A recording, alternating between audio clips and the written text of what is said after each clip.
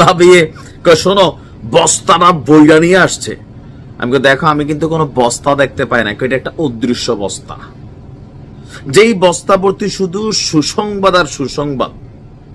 তবে কেউ কেউ বলছেন যে এই সুসংবাদগুলো অতীত সময় থেকেই এগুলো চলমান ছিল, বা ডক্টর মোহাম্মদ ইউনূসের ব্যক্তিত্ব এবং অনেক কিছুর কারণে হয়তো এই কাজগুলো আরো পরে হইতো, বাট এখন হয়ে গেছে। প্রথম সুখবর হচ্ছে কাতার আমাদের কাছে আর কোনো টাকা পায় না। ডক্টর মোহাম্মদ ইউনূসের যিনি প্রেস সচিব আছেন বারবার বলছিলেন আওয়ামী লীগ সরকার আমরা নাকি অনেক টাকা টোকা কাতারের কাছে দেনা ছিল, দেয় নাই, বাট ডক্টর মোহাম্মদ ইউনূস বস্তা ভরে নিয়ে গেছেন, মানে কাতার যত ঋণ টিন আমাদের কাছে ছিল, টাকা টোকা পাওনা ছিল, জ্বালানি টালানি নিয়ে সব দিয়ে দিচ্ছেন, এখন আমরা ফ্রি। তো কাতার কি দিল? প্রথমত কাতারের আমির তার আম্মার সাক্ষাৎকার দিছে। ডক্টর মোহাম্মদ ইউনূসের সাথে কাতারের আমিরের মায়ের সাক্ষাৎকার আমার কাছে মনে হয়েছে বিষয়টা বিরল।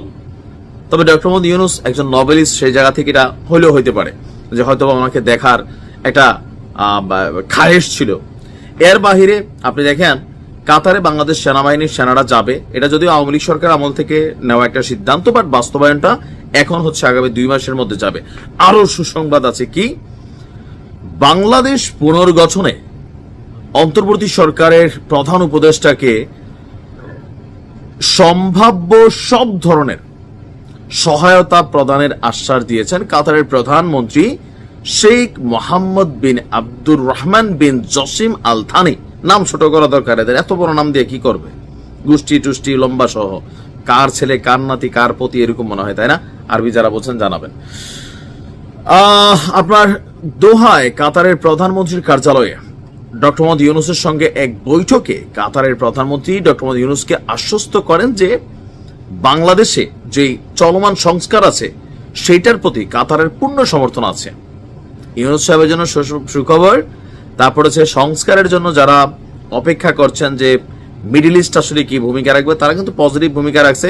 এখন এই কথাগুলো আমাদের গণমাধ্যম বলতেছে, কাতারের গণমাধ্যম থেকে আমরা জানি না। তো যাই হোক, এরপরে দ্বিতীয় ধাপে আপনার প্রধান উপদেষ্টার যে নেতৃত্ব, এটার প্রতি তিনি পূর্ণ সমর্থন ব্যক্ত করেছেন কাতারের। আর তিনি বলছেন যে বাংলাদেশের সঙ্গে কাতারের সম্পর্ককে নতুন উচ্চতায় নিয়ে যেতে তার একজন ঘনিষ্ঠ সহযোগীকে তিনি মনোনীত করবেন। এগুলো কিন্তু ডিফারেন্ট একটা ওয়ার্ড শুনছি, তাই না? যে কাতারের প্রধানমন্ত্রী বলতেছেন যে বাংলাদেশের সাথে সম্পর্কটাকে আরো ভালো করার জন্য, আরো নতুন উচ্চতায় কিভাবে আরো কিছু করা যায়, তো তিনি তার একজন ঘনিষ্ঠ সহযোগীকে বাংলাদেশের জন্য মনোনীত করবেন। আর চলমান সংস্কার এবং বাংলাদেশকে পুনর্গঠনের যে প্রক্রিয়া, সেই প্রক্রিয়ার মাধ্যমে বাংলাদেশ আগামী বছরগুলোতে আরো শক্তিশালী ভাবে যেন আত্মপ্রকাশ করতে পারে, তিনি সেই দোয়াও করছেন এবং সম্ভাব্য যত ধরনের সুযোগ দরকার বা সুবিধা দরকার সেটাও দিবেন। এবং তিনি বলছেন যে আমরা আপনার অব্যাহত নেতৃত্বের উপর আস্থা রাখি। তো প্রধান উপদেষ্টা সুযোগ পেয়ে একটি নতুন বাংলাদেশ গড়ে তোলার জন্য কূটনৈতিক, আর্থিক, বিনিয়োগ খাতে কাতারের পূর্ণ সহযোগিতা কামনা করছেন। এর মধ্যে আপনার তরুণ জনগোষ্ঠীর জন্য নতুন সুযোগ, সমৃদ্ধ ভবিষ্যৎ সৃষ্টি করা।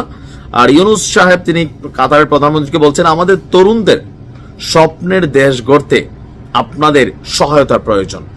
তো শেখ মোহাম্মদ বাংলাদেশের প্রধান উপদেষ্টাকে বিভিন্ন ধরনের সহযোগিতা করার বিষয়ে আলোচনা করার জন্য একটি কারিগরি দল পাঠানোর আহ্বান জানিয়েছেন।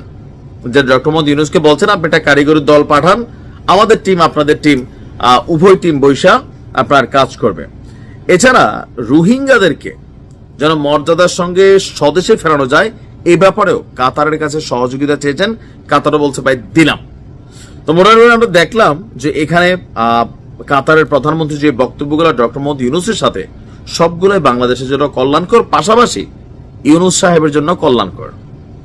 যাই হোক, এখানে জ্বালানি সহ আরো বিভিন্ন বিষয় নিয়ে আলোচনা হয়েছে, যেগুলো আমরা খুব শীঘ্রই তো পেতে যাচ্ছি। তো সেই জাদুর বস্তার মধ্যে অনেক সুসংবাদ ছিল, দেশে আসার পরে তো আরো পাবো। ভালো থাকুন।